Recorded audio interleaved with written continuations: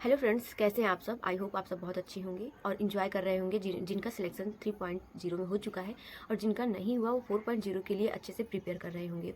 देखिए, निराश नहीं होना है क्योंकि सिलेक्शन सभी का होता है जो मेहनती है।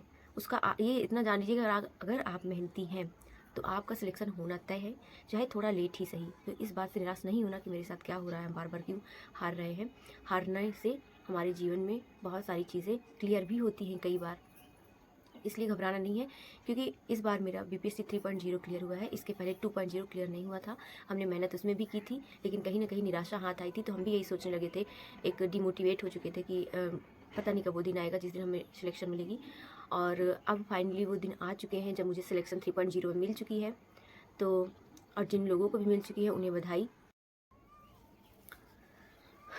आज मेरे वीडियो बनाने का मोटिव ये है कि कौन कौन से डॉक्यूमेंट्स जिनका सिलेक्शन हो चुका है उन्हें कंप्लीट रखने हैं अच्छे से, ताकि वहाँ जाने के बाद, जैसे कि आप, ऐसा तो है नहीं कि जहाँ पे सिलेक्शन होगा या जहाँ पे ट्रेनिंग होगी आप वहीं के आसपास के, काफ़ी दूर से आप लोग वहाँ जाएंगे, चाहे बिहार के हो चाहे बिहार के बाहर के हो, जैसे कि मैं यूपी की हूँ।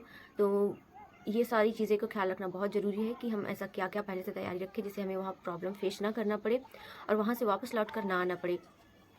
अभी मैं आपको सबसे पहले ओरिजिनल डॉक्यूमेंट्स बताऊंगी और उसके दो फोटोकॉपी भी आपके साथ रखने हैं, और एक वाटरमार्क डॉक्यूमेंट से आपको साथ रखने हैं जो कि वेबसाइट से आपको डाउनलोड करना पड़ेगा जब बीपीएससी की वेबसाइट पर वो अपलोड करने की इजाज़त देगा तब।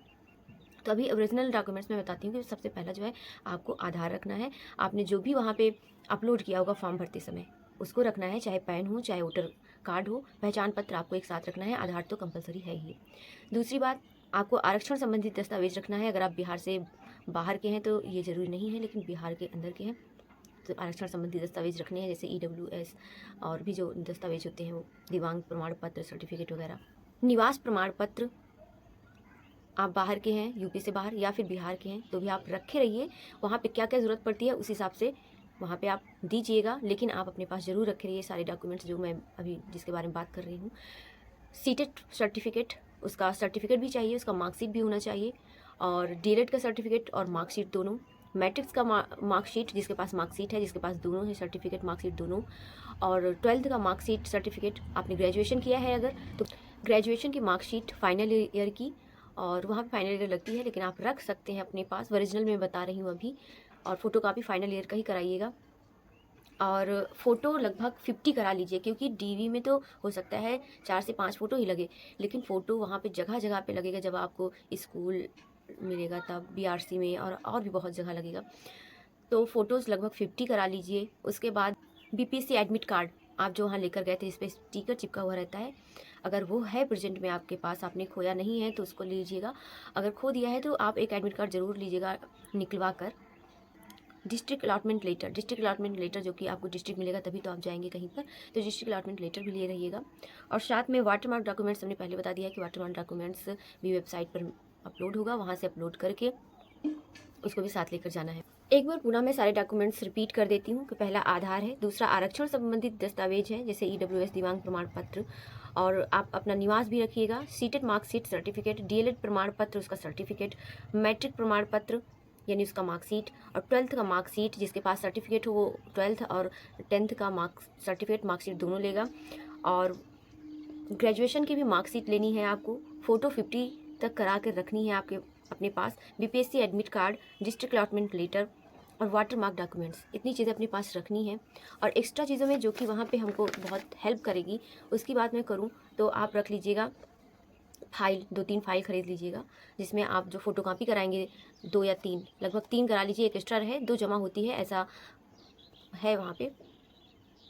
और एक स्टेपलर ले लीजिएगा, स्टेपलर क्योंकि आप फोटोकॉपी कराएंगे उसको लगाएंगे तो स्टेपलर भी साथ में होना चाहिए, और 2-3 फाइल भी होना चाहिए। और सभी जो ओरिजिनल डॉक्यूमेंट्स हैं उसके कम से कम 3-3 फ़ोटोकॉपी करा के तो पक्का रखिएगा। और कुछ चीज़ें जैसे आधार है उसकी ज़्यादा लगेगी, फ़ोटो है वो ज़्यादा लगेगी, तो इसके एक्स्ट्रा लगभग 10-10 फ़ोटो कॉपी करा कर रखना है।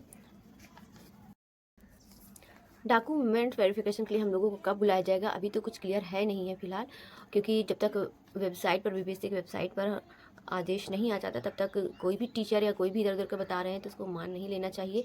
लेकिन हाँ, जहाँ तक लग रहा है कि 9th 10th और 11th 12th वालों को रिजल्ट आ जाने के बाद डीवी के लिए हम लोगों को बुलाया जाएगा, तब तक हम लोग थोड़ा रेस्ट कर लेते हैं। तभी बेटर है, क्योंकि उसके बाद पता चलता है कि 1 मंथ की ट्रेनिंग होती है, उसके बाद ज्वाइनिंग हो जाती है, तो छुट्टी नहीं मिलने वाली है। इसलिए आराम से आप वेट करते रहिए। 4.0 वैकेंसी की बात करें तो 4.0 वैकेंसी बहुत जल्द देखने को मिल सकती है। जैसे ही इसके ज्वाइनिंग के प्रोसेस चालू होंगे, उधर वैकेंसी हम लोगों को देखने को मिल जाएगी, क्योंकि नेक्स्ट ईयर जो है इलेक्शन भी है।